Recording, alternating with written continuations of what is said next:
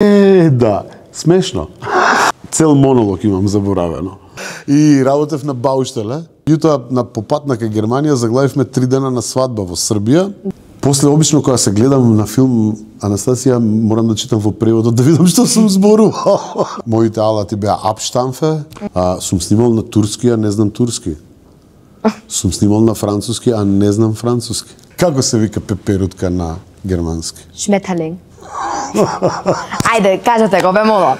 Шметерлинг. Браво. Подобро, не можеш. Многу е тврдокорно, нели? Као Да. авион да иде некој као Месашмит.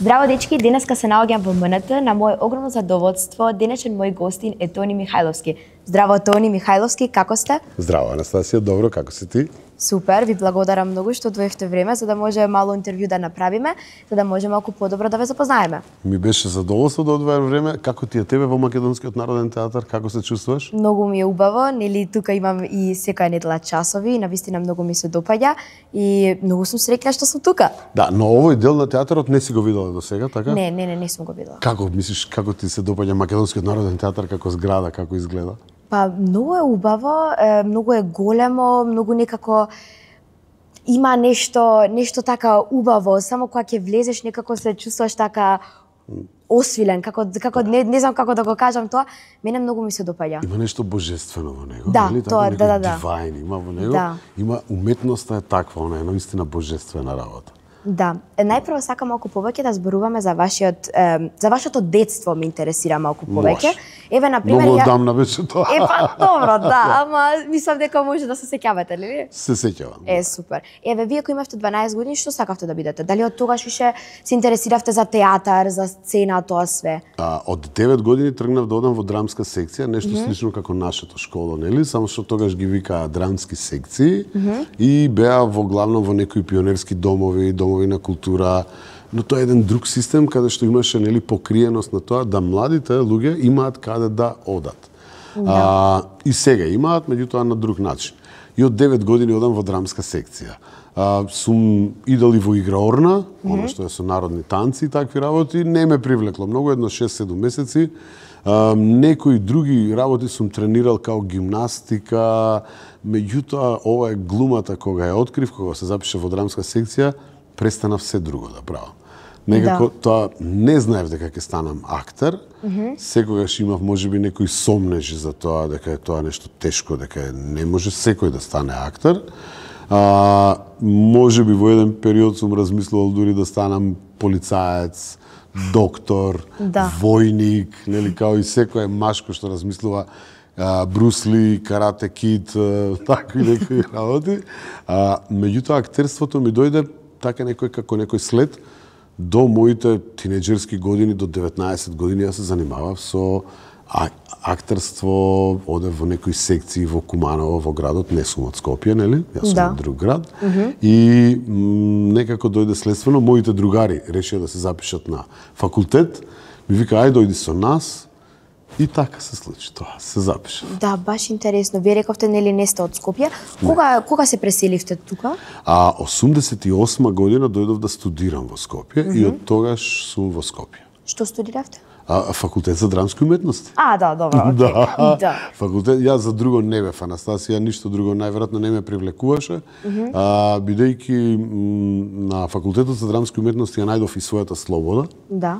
Некако мојата луцидност, лудост, нешто што пречеше во оние нормални школски установи, таму беше оправдана и разбрана и можеби и цената и почитувана.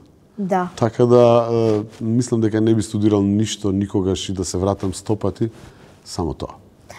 Да кажам, кој беше првиот голем лик што го игравте во театар пред голема публика? Некаде во 4-та година ја добив улогата на Крали Марко. Знаеш кој е Крали Марко? Да. Така. Тој е прилепчанец, нели, крал. Во Прилеп имал неговите кули, дворецот му бил таму и го играв Крали Марко. И Крали Марко бил висок 2 метра. А јас гледаш дека не сум висок 2 метра. И како тогаш го правевте тоа? Да, смешно. Комично. Значи, Да. тоа беше комедијата која е по изглед сама по себе. Крали Марко е толкицок, малечок, со огромни мустаки, поголеми од него, со сабја. И тоа беше првата улога по која што бев приметен. Добив и награда на еден фестивал во Прилеп, Чернодрински. Символично Крали Марко, кулите му се во Прилеп му била тврдината, ја во Прилеп за улогата на Крали Марко ја земав првата моја награда. Тоа е нешто што и од тогаш тргна да се редат и улогите, а и наградите. Но Да. нив не ги бројам. Имавте голема трема? Секогаш. Јас до ден денеска имам трема. Сме разговарале за тоа Да. на еден од часовите. Тремата ми е позитивна. Јас ја сакам мојата трема. Таа ми го избиструва мозокот, таа ме фокусира. Тој блеш што ќе ми се деси од емоции, мене некако ми дава да се фокусирам, да направам, и она ја има во првите 3-4 секунди и потоа сама приметуваш исчезнува. Да, така е. И се возиме на неа.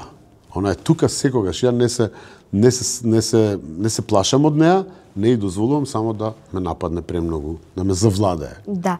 Дали имавте некогаш, еве, кога бевте на сцена, некоја грешка направено, да кажам? Цел монолог имам заборавено. Цел монолог имам заборавено. Грешките се нормална работа кај нас и како викаме ние, нашите грешки не се смртоносни.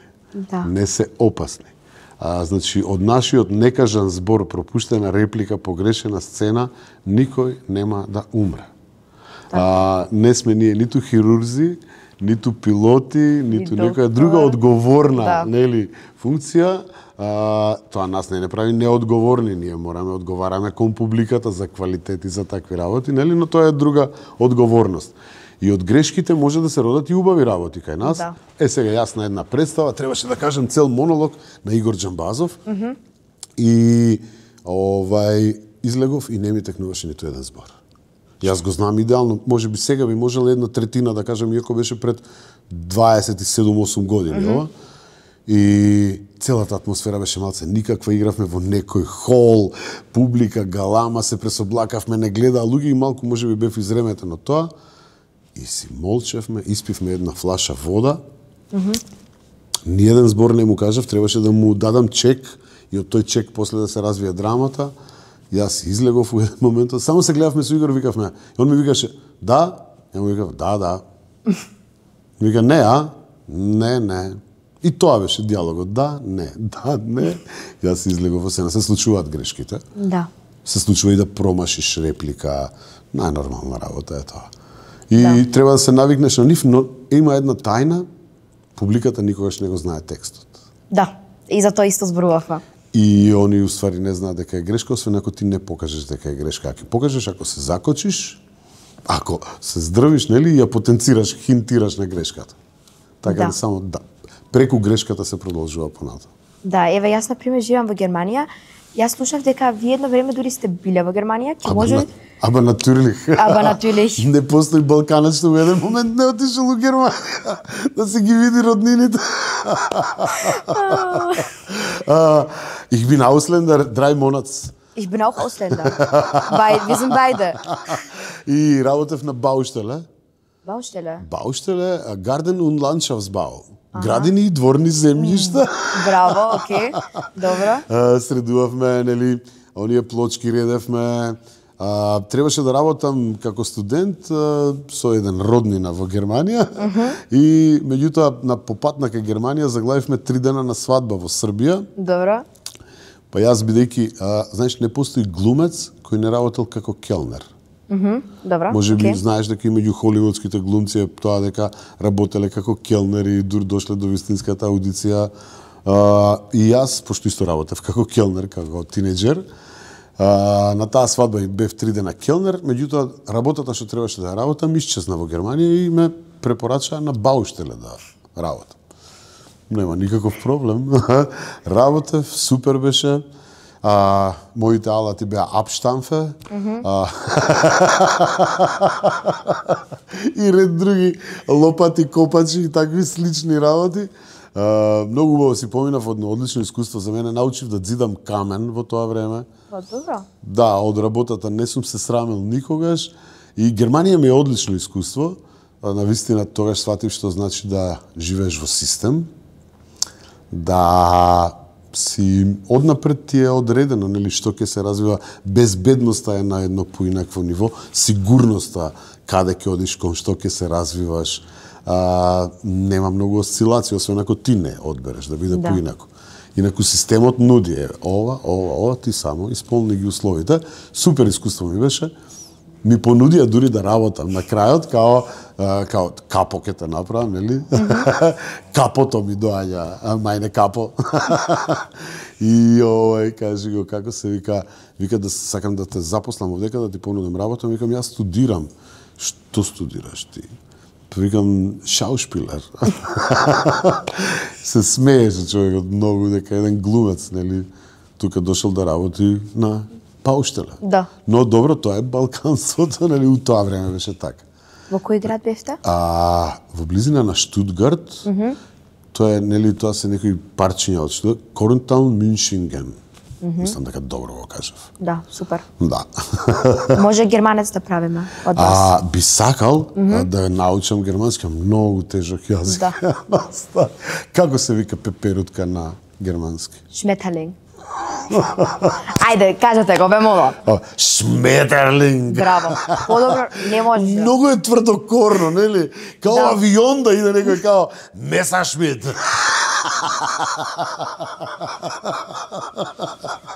А види, пеперутка. Да.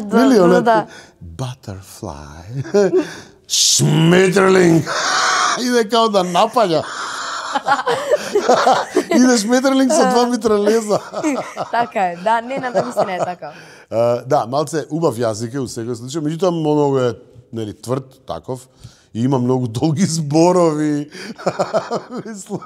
Има навистина долги зборови. Непотребно, да, али добро, интересно. Значи убаво би беше. Убаво, Германија. Имате некои другари запознаевте, можеби сега уште што имате контакт? Така нешто? Па немаме, мислам одамна се завршени тие контакти. Тоа е многу одамна, секој по својот пат најверојатно. Немам, за жал нема контакти. Да. Бидејќи патиштата ни се поинакви. Вие дали можеби некогаш би се преселиле во Германија? Во Германија? Или некоја друга држава? Мислам дека не би можел во Германија. Премногу ми е екзактно све. Све ми е зихер. Ние на Балканот сакаме неизвестност, суспенс, да не знаеме на каде ќе оди малце работа, да не изненади. Има еден за ова зихер, некој учел германски и му се паднало да го смени зборот точно, нели? И излегува надвор, другар му вика што направи, вика добив единица. Вика зашто? Што ти се падна? Вика точно ми се падна, вика. И вика не знаев како се вика точно на германски, а да знаев, зихер ќе положев. Видејќи ние користиме овде зихер, као демек тоа ти е точна работа. Да. Сад видиш, што таму јас сум со германскиот, отприлика сум така. Мислам, не би можел да, можеби да живеам таму, затоа што 265 сончеви дена имаме во Македонија. А таму? Помалку, да. Некако таа клима, само тоа ми е најверојатно, среќа па бев на лето, а на лето па не приметуваш, нели тоа, но зимите во Германија се на тој нордискиот, северниот дел, нели малце се подолги, поладни, облачно е. Ние овдека сме навикнати на сонце. Впрочем, тоа го имаме и на знамето, нели? Нас не определува како народ, сонцето. И мислам дека само тоа би ми недостасувало. Луѓето, окей, таму се, како ги се навикнеш. И со кого ќе исконтактираш, ама сонцето е тоа што би ми фалело од Македонија. Па да кажеме, ако сонцето ви фали, може и на кај Шпанија да отидете? Да, може. Али тоа со биковите што го прават, а не тоа. Не, мислам, не сум размислувал. Доволно сме диви и ние овдека, така да мислам дека... Да, би се нашле во Шпанија по темпераментот, Италија, Шпанија, тоа ми е некако, па дури Јужна Америка ми е супер. А што е со Србија? Слушнав дека ви и таму нели работите? Да, таму ми е углавном снимањето. Воглавном ми е снимањето, главното, бидејќи за жал, мислам, мора малце темно да дадеме една во Македонија многу слабо се снима. Тоа е еден недостаток, но се надевам дека во иднина ќе го Да. поправиме, дека ќе дојдат некои разумни генерации кои ќе го решат тој проблем и ќе сватат дека филмот е многу битна работа и многу убава работа за една земја. Србите во моментот можеби најмногу работат и снимаат многу серии. Би ти препорачал неколку серии дури да ги изгледаш. Нормално во присуство на мама и тато, бидејќи се некои се хорор од нив, некои се така сериозни приказни, убави приказни во секој случај, убава естетика, они прават, многу продуцираат, по 60-50 проекти годишно прават. Што е, мислам, не знам дали во Германија се постигнува една таква бројка. Тоа не знам, ама знам дека исто многу се снимаат филмови. Апсолутно, таму има индустрија исто, Да. но и голема индустрија за надсинхронизација на филмови. Нели во Германија секој глумец холивудски има свој глас. Да, поземен од германец. И тоа е скоро па цела наука, тоа е посебна наука во нашата професија. Да се надсинхронизира, они се мајстори за надсинхронизација, ако да речеме филм од 2,5 часа треба да се надсинхронизира 5 часа, германците тоа го прават за 2,5 часа.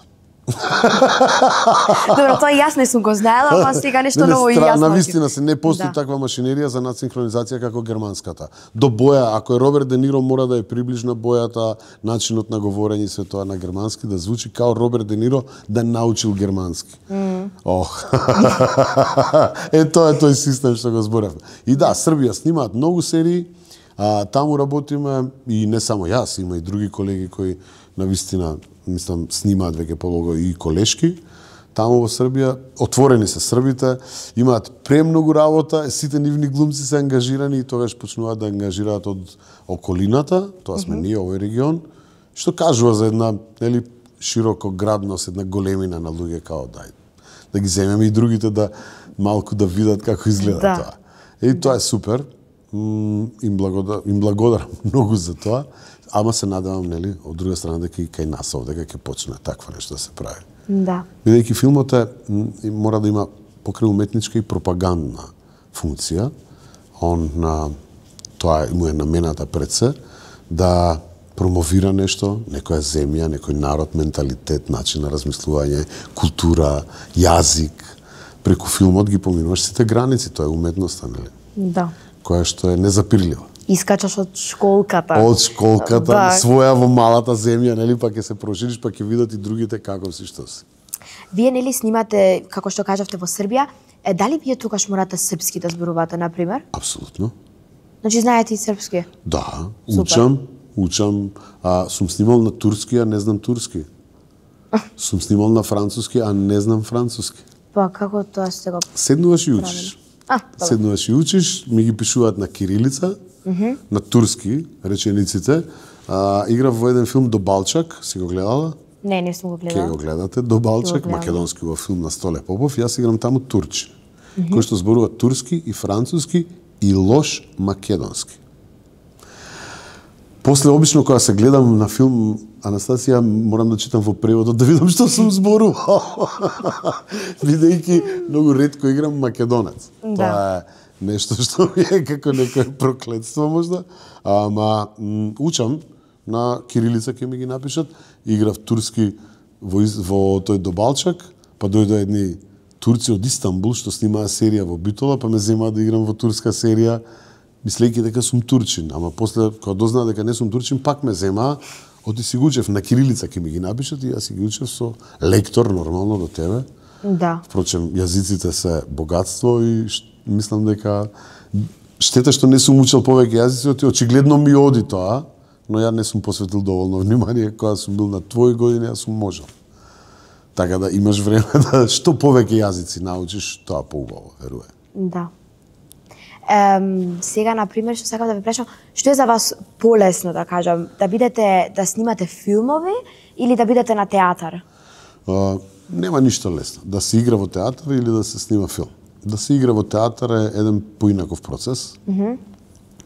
И тоа е прамајката. Тоа таму тргнува. Филмот е 100 и нешто години. А театарот е од кога постои човекот, најверојатно постои некој перформанс, театар.